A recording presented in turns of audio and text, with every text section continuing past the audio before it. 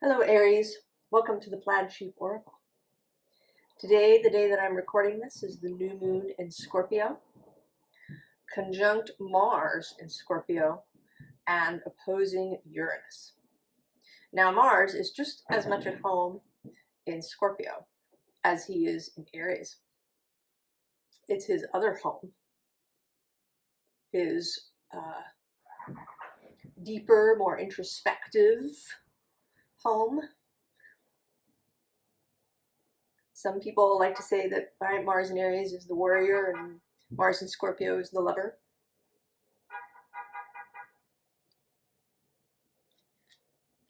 So we're starting here with the Murmurlykia. These are the hounds of Hecate. And it looks very intense, certainly very scorpionic.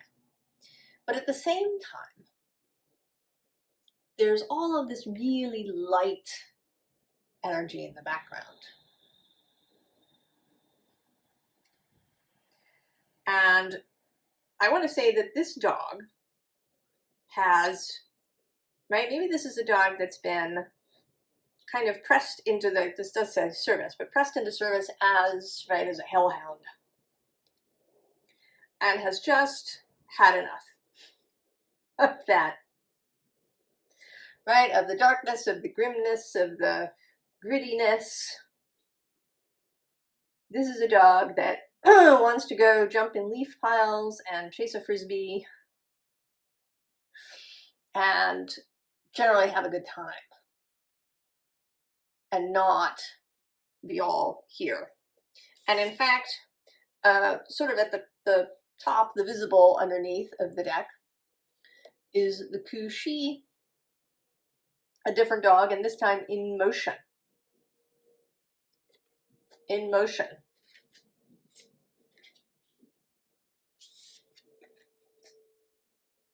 And then at the bottom of the deck is Persephone, here about to eat her pomegranate. And I imagine that we, and I'm going to say we because this is a message for me as well, I believe, Aries, that we've been kind of in an overly serious place.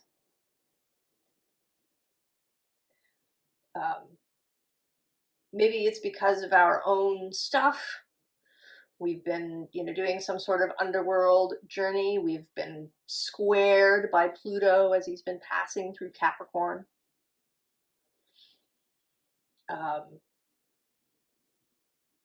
There is a sense of heaviness in that. And I imagine that it was so for Persephone. She gets taken down to the underworld. Initially, it probably looks really grim and gray, and here in this card, there's this winter of the underworld, and it's summer on the earth. She wants to go home, but then she eats the pomegranate, and she awakens to her full self as queen of the underworld. She knows herself fully. It's a bit actually like she's eaten from the tree of knowledge of good and evil, or of, if we don't want to use those terms, of light and dark.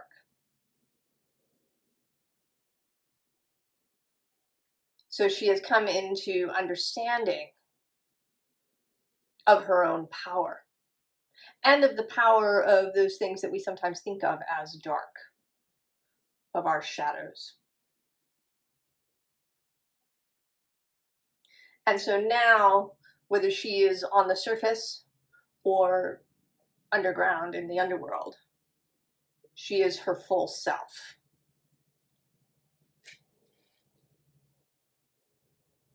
And I think we've had enough of grimness and grittiness and seriousness. And this is kind of a theme that comes up through the readings here on the channel. Lightening, seeing the wholeness of the world,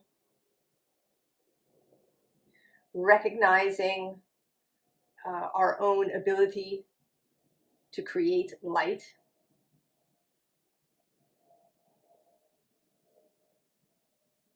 You know, often in spiritual meditations and these sorts of things, we call in light from elsewhere, right? Like a, you know, this beam of divine light to come into us. But we are part of the divine. I think we can generate that light from within. And so we're going to get in our boat and go.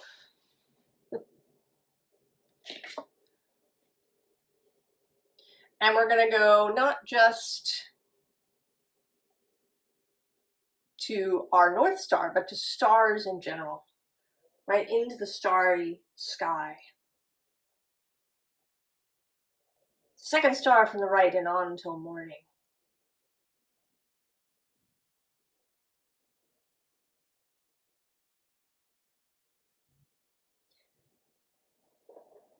Yeah.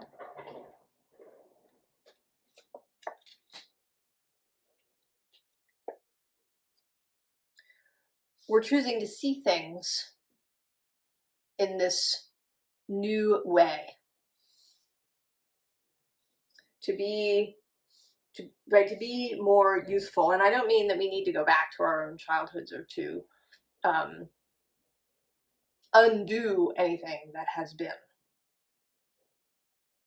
This is the recognition of the eternal youth that we carry with us wherever we go. It only leaves us, actually it never leaves us, it only, you know, kind of gets shut out when we shut it out ourselves. When we take on a really heavy version of what it means to be a grown-up. And so here we are in this Nine of Wands, right? We've had enough. 9 Wands, collected, a lot of work, a lot of effort, and we're seeing, right? We're seeing this new possibility.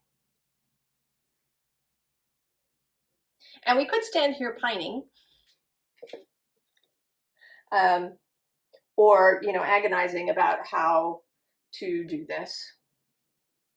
Or we could just turn around and say, forget it. We're not gonna agonize about it. We're just gonna do it. That's what we're good at, Aries. 4 of Wands.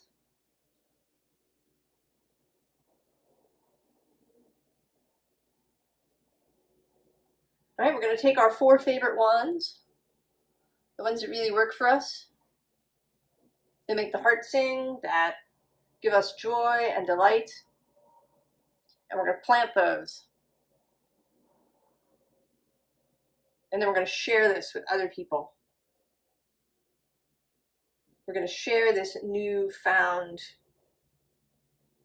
lightness with other people. And I think that it is appropriate that it is in Scorpio season that we should make this transition, this change.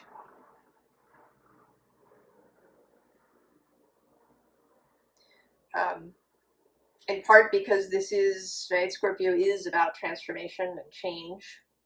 And also because it gives us a little bit of time.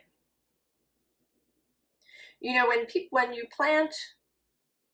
transplant a tree, when you take a sapling and you plant it, you do it in the fall, generally, so that the tree has a little bit of time to get used to the space for spring and all of that fast-moving, sap-rising energy comes. Because it can be a little, right, it can be jarring to suddenly have to be moving at 100 miles an hour. So that, right, that's the nice thing about this period of time. for those of us in the Northern Hemisphere. That there's this space where we can be, still where we can get used to this new way of being.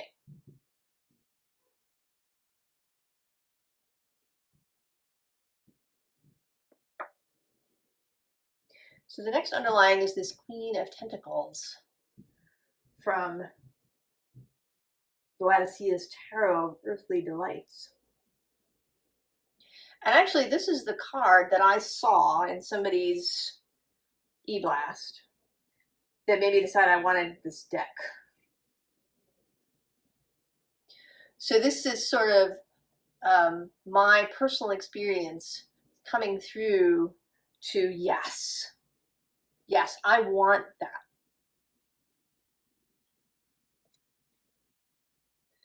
Right? And she has this language, sensual body language going on. She's moving, at her own pace, stretching, really getting used to this body that she has. That maybe has just kind of reached its fullness. That she's just come into her queendom. And below that we have the Two of Combustion, the Two of Wands, this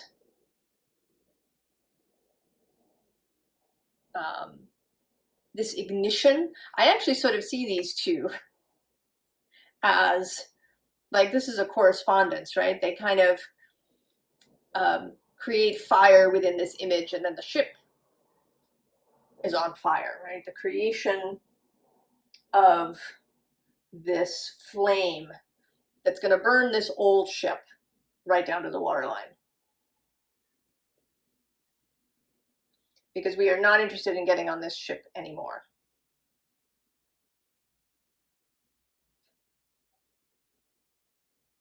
Right? We took the ship, we got here, and we are not going back. All right, we are burning that ship, burning that bridge. And below that is the Queen of Combustion, the Queen of Fire.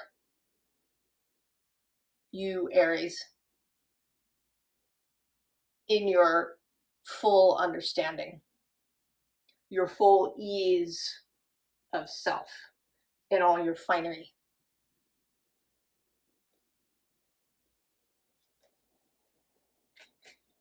And then at the bottom of the deck is the patron of the deck herself, Boadicea, the Queen. And this is certainly a very Martian sort of image, as well as a scorpionic image with these crows.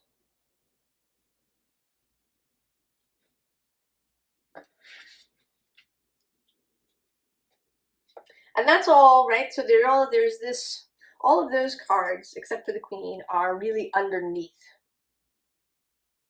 So there is this fire that I think is building up, and that it will continue to build over the next several months. That maybe when we come around to the Scorpio full moon, perhaps, or the next Aries new moon, there will be all this energy ready to go. But for the moment,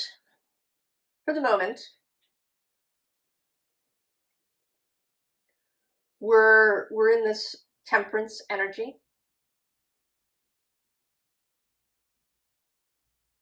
We're in this easeful energy. We're having a little glass of wine. We're adjusting our headdress. We're getting used to this new landscape that we're here. Now she's standing on actually what looks I'm not sure if it's a rock or it's actually, it looks like it might be the prow of a ship, of a little boat. About to step, right? There's all these lotus flowers, which normally you wouldn't be able to step on, right? You'd sink. But I think that we are coming into a space where we can walk on the lotus flowers.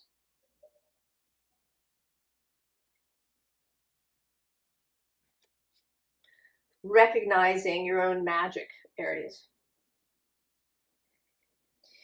And then here with this 3 of fungi,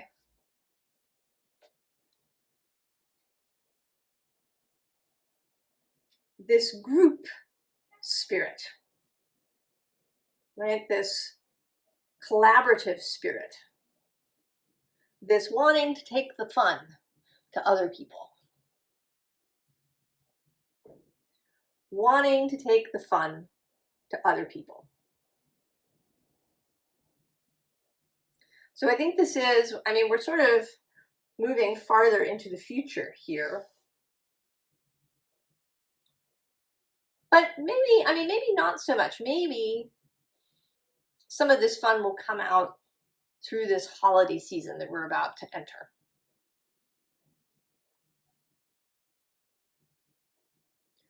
So here in the United States, it all kind of starts with Thanksgiving, which is in a couple of weeks. And then we go into Christmas and New Year's and all the other solstice and Hanukkah, all of those bring the light to darkness celebrations that we have in December. And that time period can be really fraught, right? I certainly know people who do not enjoy going home for holidays. That there's arguments and there's, right, you find things online, how to cope with the holidays. And if you in the last several years have felt kind of blah about the holidays, not really interested in celebrating things, maybe you're bored, maybe you feel like it doesn't make sense, maybe you feel like it's over the top, whatever your thing is, I think that's going to be different. And we'll see as the readings unfold for you, Aries. But I think that this lightness, this understanding that you can generate this light from within is going to change the holidays for you. And, you know, change other milestone-y things. It's even going to change the way you approach all that stuff that we think of as really stressful, like moving house, for example. I think you're really going to be able to approach something like that with delight. That even the packing is going to feel like fun. That you are going to have, right, that this light is going to come from within you. And so we have this Tower card, which is Mars energy. And here I don't see these, right, this lightning striking your tower. I feel like this is you sending lightning out into the world. That internal fire that is building is going to start coming out. You're going to start showing this publicly. You're going to be annoyingly happy, annoyingly cheerful. You're not going to allow other people's grimness to turn off your light.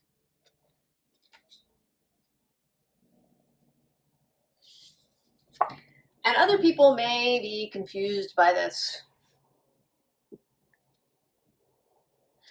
Right? Anybody you know that is still weighed down, that is still, covered in worries and perseveration and old ideas, old beliefs. Right? There's going to be some confusion as you light up. But don't let that worry you either. Because there are people with this 3 who are going to be available for collaboration. Right? Everybody's got Aries energy. So there's going to be other people ready to show up. There's going to be other people who are open to this new story that you're telling.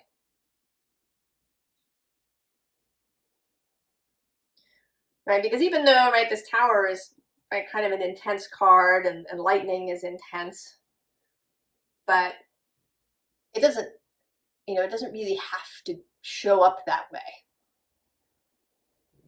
It can be a gentle story time. And here with this chakras card and alignment, right, this is about bringing yourself and other people into alignment.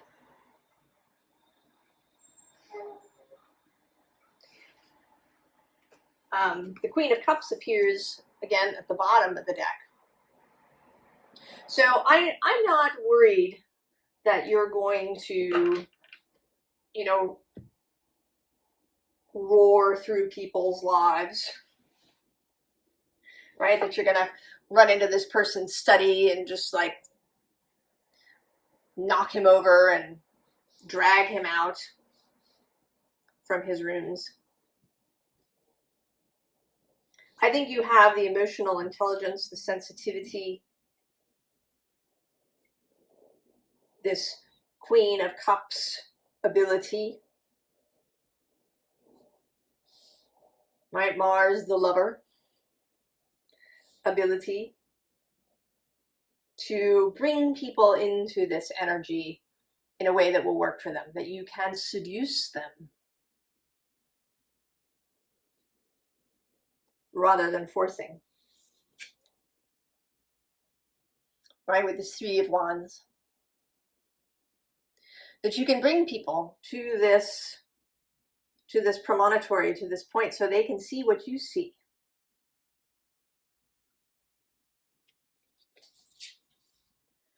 That you can show them that they can be self-empowered.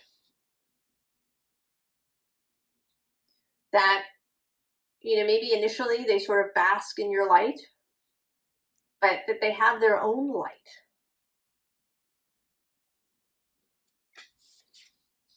That they can, boom, transform from heaviness to lightness. That this transformation is possible for them.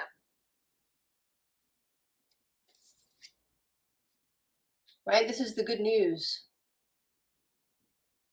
that you bring. That you will bring to others. This is sort of another thread running through the readings, this turning outward, this focusing outward to other people, to friends, family, community, to spreading the good news.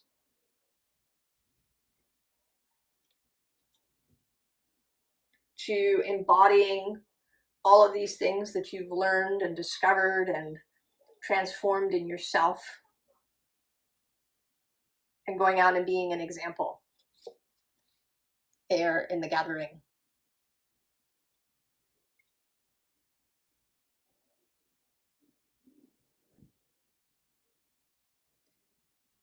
A meeting, a greeting, a seat at a table where communities work out how to live harmoniously. and how to live joyously, right? This is a joyous gathering with light and color, and nobody needing to be the generator. If that's something that has been for you, where you feel like you had to do it yourself, where you feel like you had to be the generator, the power source for everything, that's not going to be true any longer. You know that you have your own internal light and that everybody else has one too. You are not required or obliged to be the power source for everybody.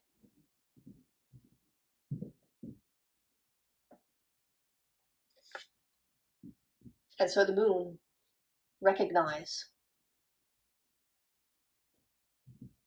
full understanding and recognition, and then waken, originate. So you have been through this. You've come into this understanding. It's going to grow in you as the weeks and months build and you get practice.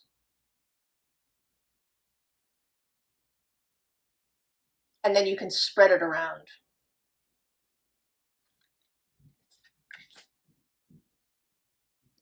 So what is the advice? We start here with the stag, strength. And there's this little page of arrows, wren bird. So this is to remember that this is you on the inside. That on the days when you feel a little small, when you feel like maybe you're somehow not loud enough to be heard by other people, when you maybe feel a little low, because this transformation doesn't mean that you will never experience sadness or melancholy or anger ever again. You're just going to be able to return to that lit place more quickly and easily. You're not going to get stuck in those spaces. So remember that you're much bigger on the inside than you appear on the outside. There is so much inside of you. There is a vast infinity within you.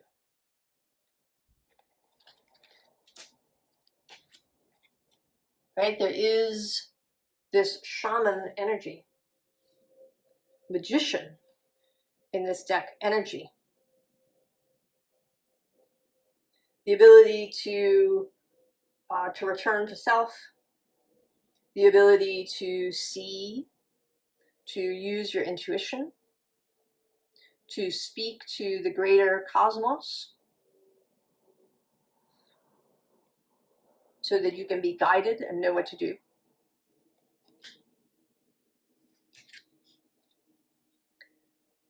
And to remember that you're lit from within, that you can generate your own light. You are connected to Source. You are Source focused here now. That light is within you at all times, always available.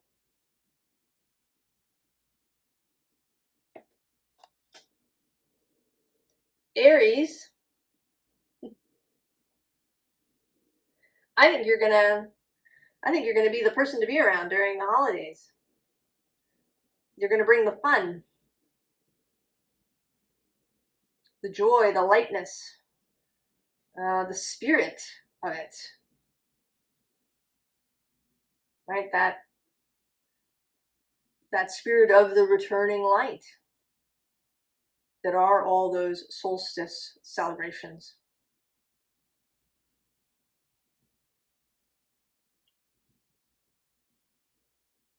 I think that people will be drawn to you, and that even those that are weighed down, it may take them time,